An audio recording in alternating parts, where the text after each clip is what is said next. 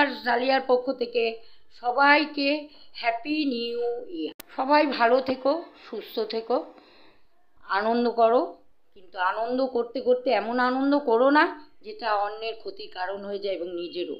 সবাই সেফভাবে আনন্দ করো।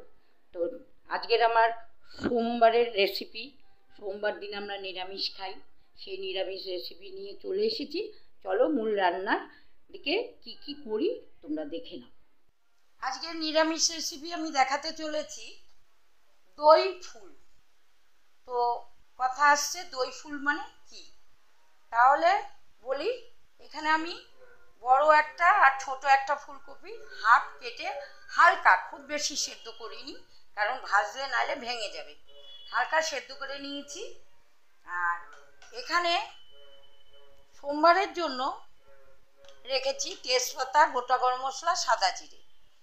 আচ্ছা, প্রথমে ফুলকপিটা আমি এই সাদা তেলে ভেজে নেব, তারপর আমার সর্ষের তেলে রান্নাটা হবে।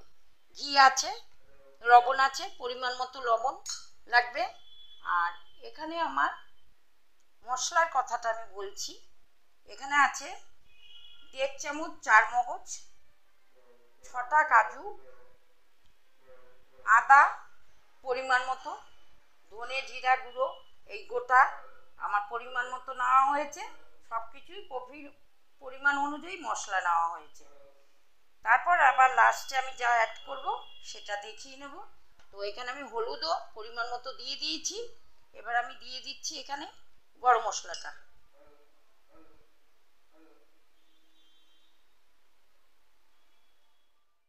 সাদা তেল দিয়ে দিচ্ছি কপিটা ভেজে নেওয়ার জন্য। মূল রান্নার বিষয়টা আমি কি বলছি, যে দই ফুল মানে আমি দই ফুলকপি কালিয়া করব, তাই আমি নাম দিয়েছি এটা দই ফুল। একটু লবণ দিয়ে দিলাম, একটু হলুদ দিয়ে দিলাম, কপিটা দিয়ে দিলাম।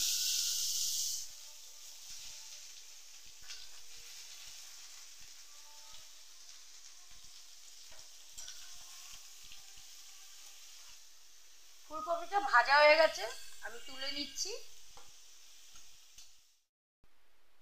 আজকে আমার ভিডিওতে হয়তো সাইড আওয়াজ অনেক কিছু পাবেন, কারণ আমার বাড়ির সামনে, আমার ফ্ল্যাটের সামনেই একটা উৎসব হচ্ছে, তাই একটু মাইক সেটিং হচ্ছে।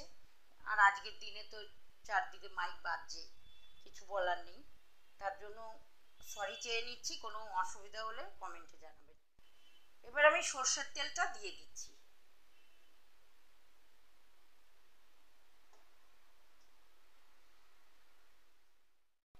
দিয়ে দিলাম সাদা জিরে, দিয়ে দিচ্ছি গোটা গরম মশলাটা। এবার দিয়ে দেবো তেজপাতা।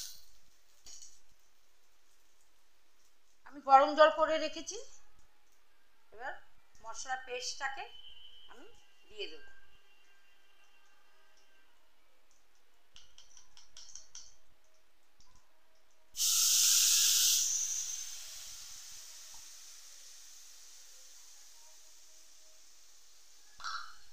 এখানে কিন্তু আমি 5খানা গোটা শুকনো লঙ্কা নিয়েছি। তোমরা যে যেরকম ঝাল খাবে সেরকম ঝাল নিয়ে রান্না করবে। পরিমাণ মতো লবণ দিয়ে দিচ্ছি। এবার আমি ঢেকে দেব। এখানে আমি যে দই ব্যবহার করব, আমি বাড়িতে বানিয়ে নিয়েছি দই। আমি বেশিরভাগ রান্নাতে, মানে যেই রান্নাতে আমার দইয়ের প্রয়োজন হয়, আমি সেই দই ঘরে পাতা দই দিয়েই করি। অনেক সময় হয়তো দই ফুরিয়ে গেল ঘরে, তখন আমি হয়তো বাইরের দই কিনে আনি, কিন্তু আমি বাড়িতে দই তৈরি করে নিই। দেখুন কি সুন্দর ঘরে পাতা দই তৈরি হয়েছে। এখানে আমি দই নিয়ে নিলাম এতটা, এর বেশি না, যেহেতু কফির পরিমাণটা কম। ঘরে পেতে দই করলে স্বাস্থ্যের পক্ষে ভালো এবং রান্নারও খুব ভালো টেস্ট হয়। দইটাকে আমি একটু ফেটিয়ে নিচ্ছি। ঢাকনাটা তুলে নিলাম। মশলাটা কষে গেছে, এবার আমি ফুলকপিগুলো দিয়ে দিচ্ছি।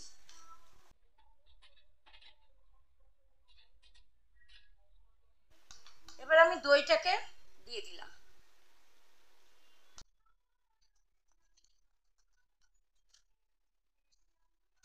সামান্য একটু জল দইয়ের বাটিতে নিয়ে দিয়ে দিচ্ছি।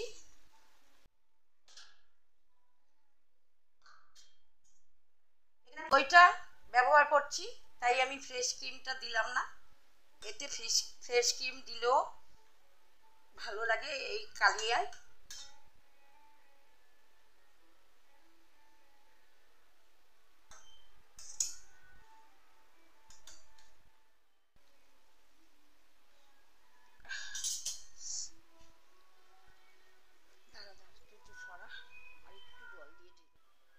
ঢাকনাটা তুলে নিলাম।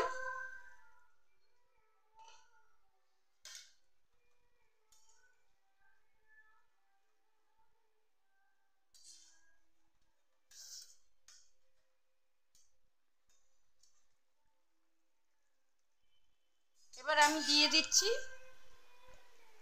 ঘি।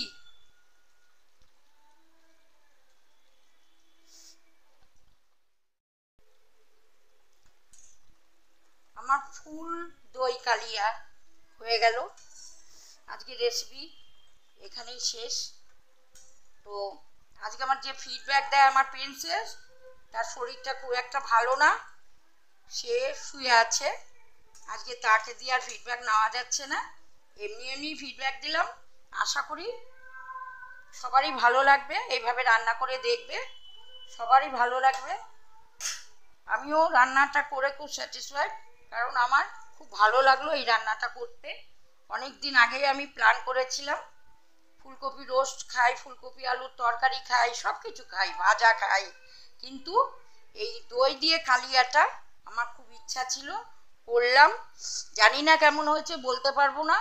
তবে তোমরা যদি তোমাদের এই রান্না ভালো লেগে থাকে, এই রেসিপিটা, তাহলে একটা লাইক করে দিও, কমেন্টে জানিও, লাইক করে দিও, কমেন্টে জানিও, আর subscribe and share my channel. আর সবাইকে বলছি আজ 1 জানুয়ারি, হ্যাপি নিউ ইয়ার।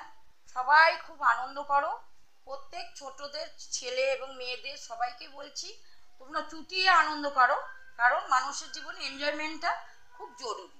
কিন্তু এত এনজয় করো না যেটাতে তোমরা নিজেরা কোনো অসুবিধায় পড়ো এবং পাশের কেউ অসুবিধায় পড়ো। তাই সবাইকে সেভ করে নিজেও সেভ থেকে সবাই আনন্দ করো। আনন্দেরই দিন আজকে। তো সবাইকে বেস্ট অফ লাক জানাচ্ছি। সবাই ভালো থাকো, সুস্থ থাকো। ছোটরা আমার ভালোবাসা নিও, বড়দের প্রণাম জানাচ্ছি, আমার প্রণাম নেবেন। সবাইকে ভালোবাসা জানিয়ে, হ্যাপি নিউ ইয়ার জানিয়ে আজকের রেসিপিটা আমি এখানেই শেষ করছি। Tata, bye bye.